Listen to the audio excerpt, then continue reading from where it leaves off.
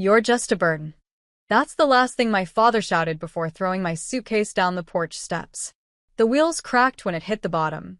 My mother didn't even look me in the eye, just stood behind him with her arms folded like I'd brought shame into their perfect little world. And maybe I had, because 5 minutes earlier, I told them I'd lost my job, and that I was pregnant. I didn't beg. I didn't scream. I didn't even flinch when the door slammed behind me. I just picked up my broken suitcase with shaking hands, wrapped my coat around my stomach, and walked into the cold. Let me back up, but just a little, not too far.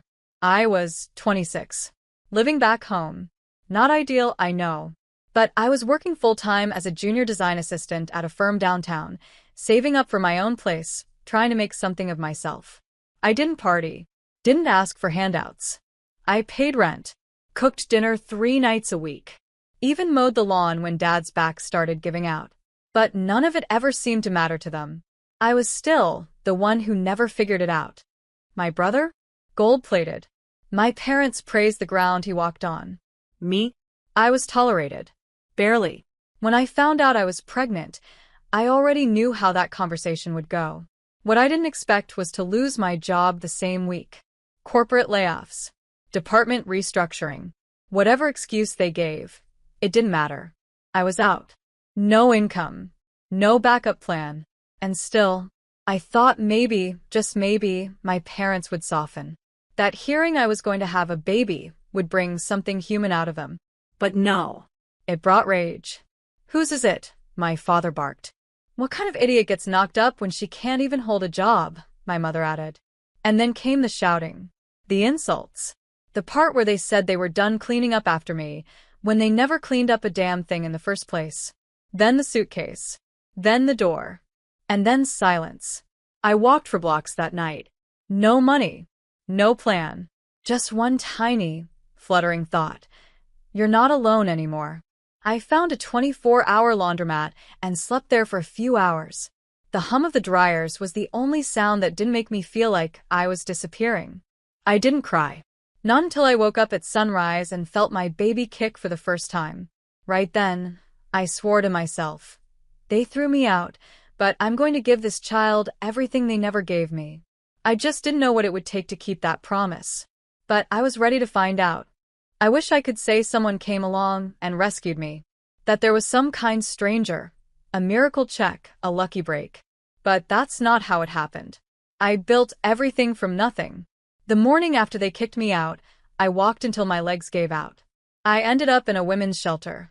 One of those places with paper-thin blankets, crying babies, and bunk beds that smelled like bleach. I didn't tell anyone I was pregnant at first. I was scared they'd turn me away. But when I finally did, something changed. One of the volunteers, an older woman named Denise, looked me in the eye and said, "If you fight for this child, this world will not break you.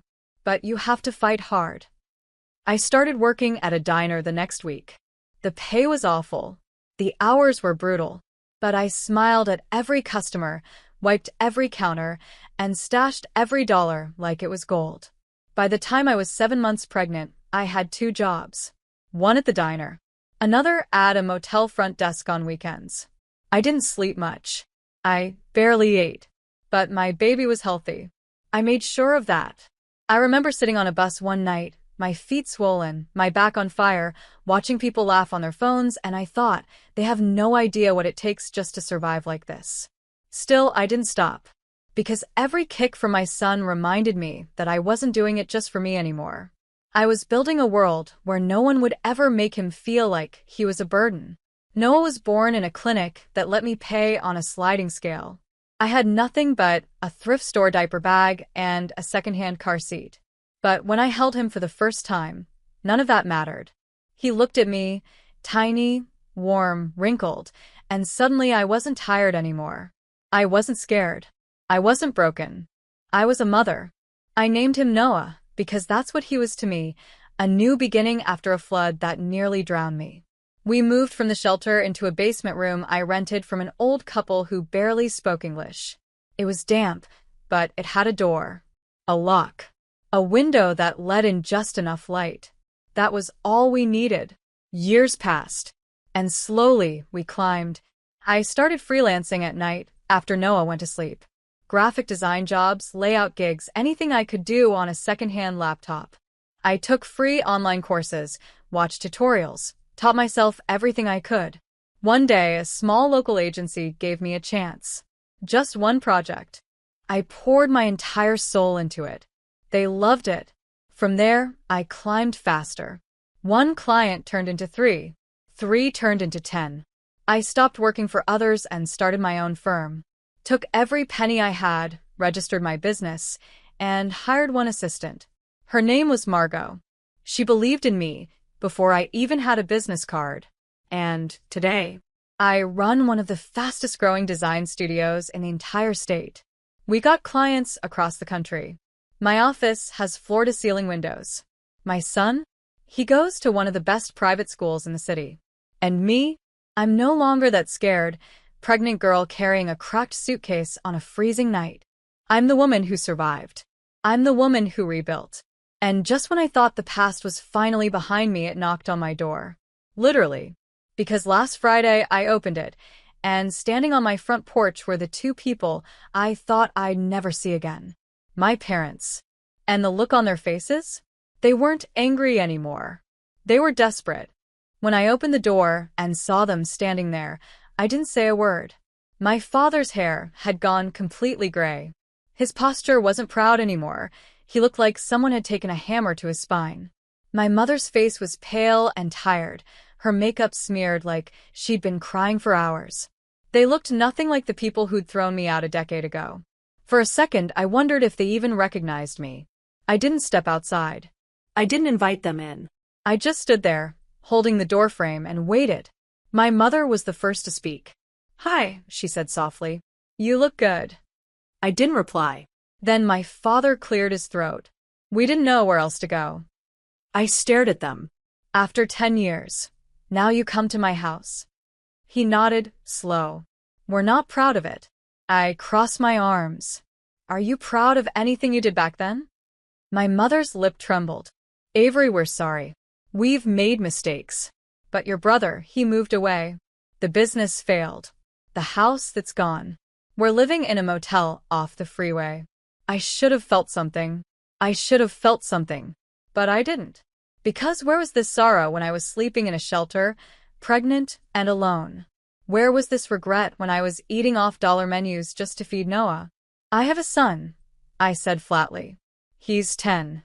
He's smart, kind, and everything I needed when you made me feel like I was nothing." My mother wiped her face. "We want to meet him. We want to make things right." "No," I said. "Please," my father croaked. "We're not asking for money. Just time." I laughed, not because it was funny, but because it was pathetic. You had time. You had years. You had every chance. You threw me away like garbage. And now you want to act like family? My voice didn't rise, but it got sharper. Family isn't blood. It's who stands with you when you're falling apart. And the only person who did that for me was me. They both looked like they'd been slapped. I wanted to slam the door right then. But something inside me needed them to understand one thing clearly. So I stepped forward, just enough for them to see the life behind me, the neat house, the family photos, the signs of a life built from ashes. "I don't hate you," I said. "But I don't trust you. And you don't get to meet Noah just because you suddenly feel bad." They didn't argue. They just stood there, broken, as I quietly said the words they once said to me. "I think it's time for you to leave." Then I shut the door. And locked it. And walked away without looking back. I thought it was over. After that night, after I shut the door on them, I honestly believed they'd leave. That maybe, finally, they got the message. But 2 days later, I got a call from Noah's school.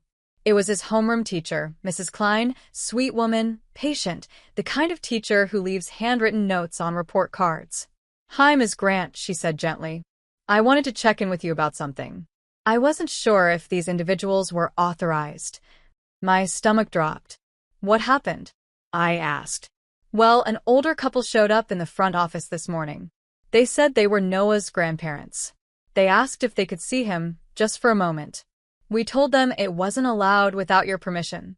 I sat there frozen, gripping the steering wheel in the parking lot of my office. They didn't speak to him, right?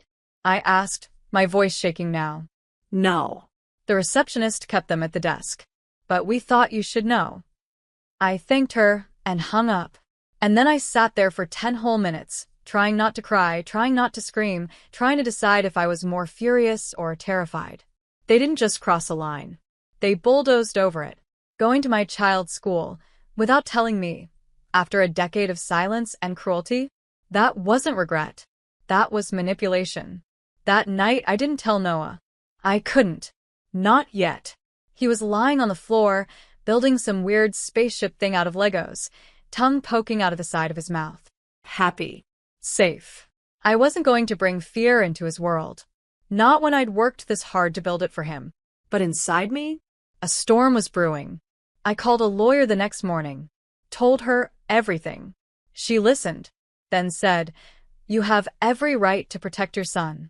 We can file a restraining order. Emergency if needed." I nodded slowly. Do it. Because this wasn't just about old trauma anymore. This was about boundaries. This was about Noah. They could cry. They could beg. They could tell everyone I was cruel, unforgiving, cold. I didn't care. Because the second they went near my son without my permission, they stopped being people from my past and became a threat to my present. I didn't hear from them for a few more days, until the letter arrived. Handwritten. shaky. Pages folded like they'd been carried in someone's pocket for too long. It was from my father. "I know we can't fix what we broke, but you're the only good thing we ever did, Avery. And we see that now. We didn't deserve your forgiveness. We still don't. But we just wanted to say we're proud of you. We were wrong. About everything. We won't bother you anymore. We promise." I read it twice. And then I folded it, placed it in a drawer. Not because I forgave them. Not yet. But because for the first time it didn't feel like a guilt trip. It felt like surrender. And maybe that's what I needed to hear. Not begging. Not excuses. Just an honest admission. That they'd lost me. And it was their own fault. Weeks passed. No more calls. No more surprise visits. Nothing. It was like they vanished again, but this time for good. And I thought, maybe that's how it ends. No dramatic showdown, no final apology. Just silence. But life has a strange way of folding in on itself when you least expect it. Because one morning, I got a message from the director of the local outreach center, a place I'd quietly been donating to every month for years. They were hosting a winter clothing drive. She wanted to know if I could swing by for an hour to help organize drop-offs. I said yes. I took Noah with me. It was a Saturday. He was bundled in a red hoodie, cracking jokes in the back seat the whole way there. I remember thinking, this is the life I built. Full of warmth, safety, purpose. We walked inside, smiling, carrying bags of jackets and scarves. And then, I saw them. My parents. They were sitting on a bench in the waiting area, holding hands, staring at the floor like they were trying to disappear into it. They didn't see me at first. They didn't see him. But I froze. So did Noah. He looked up at me and tilted his head. "Mom," I swallowed hard. "Those are my parents," I whispered. His eyes widened. "Really?" I nodded. "Do you want to say anything?" He thought about it, then shook his head. No. "I'm okay." I smiled. That was the moment I realized. He didn't need anything from them. Not their love. Not their recognition. Not their approval. Because he already had mine. And I had his. We walked right past them. But as we did, my mother looked up. Her eyes locked on Noah. She didn't say a word. Didn't call out. Didn't reach for me. She just stared, and I'll never forget her expression. It wasn't hope. It wasn't anger. It was regret. Deep, unbearable, bone-deep regret. And that was enough for me. We spent the next 2 hours sorting jackets and chatting with volunteers. Noah made everyone laugh. He handed out juice boxes. He even found a coat that perfectly fit one little boy and said, "You look awesome, man." And the whole time, I felt something shift in my chest. Not forgiveness, But peace. when we got home that evening, Noah pulled me into a hug. Thanks for taking me today. It was fun. I looked at him. My son. My heart. My reason. And I whispered, thank you. You're the best thing that ever happened to me. And I meant it. Not a day goes by that I don't remember where we came from. The nights I cried alone. The days I felt like giving up. The way the people who were supposed to love me made me feel worthless. But I also remember how I rose. How I became everything they said I couldn't be. And now, I don't need revenge. I don't need apologies. Because I already won. I built a life out of broken pieces. And the door they slammed on me 10 years ago, I walked through it anyway. And I never looked back.